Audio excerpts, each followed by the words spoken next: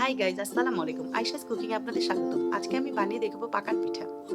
এর জন্য আমাকে 2 কাপ ময়দা নিতে হবে, পরিমাণ মতো তেল নিতে হবে, পরিমাণ মতো চিনি নিতে হবে, সামান্য পরিমাণে একটু লবণ নিব। তারপর এটাকে ভালো করে মিশিয়ে নেব।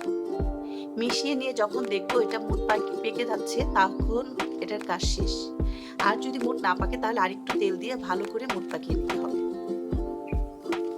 এরপর পানি দিয়ে এটাকে আমরা একটা ডো বানিয়ে নিব।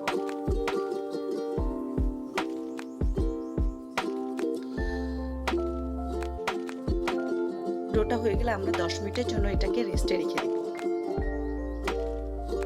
এরপর আমরা ময়দার লিচি কেটে এগুলোকে রুটি বানিয়ে নিব।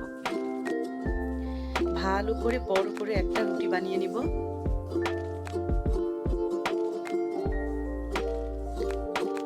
রুটি বানানো হয়ে গেলে এটাকে আমি 4 ভাগে কেটে নিব। এরপর গুড় দিয়ে করা নারকেলে পুর দিয়ে দিব। তারপর আমি কিভাবে এটাকে বানাচ্ছি খেয়াল করেন। এভাবে করে বানাইলে অন্থনের মতো হয়ে যাবে, অনেকটা অন্থন কোয়ালিটি।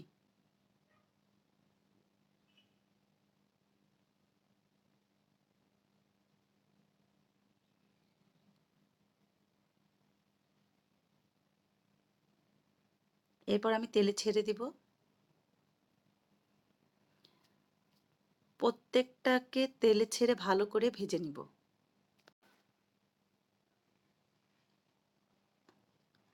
যখন এগুলো লালচে লালচে হয়ে যাবে এগুলোকে আমি উঠিয়ে নিব। এরপর পাকান পিঠা বানাবো। পাকান পিঠা কিভাবে বানাতে হয় এটা সবাই জানেন, তারপরে আমি একটু দেখিয়ে দিচ্ছি।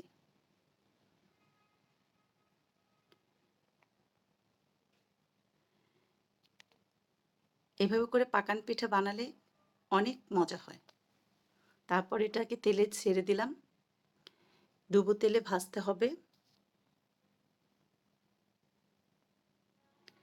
ডুবো তেলে ভাজা হয়ে গেলে এটাকে আমরা উঠিয়ে নিব।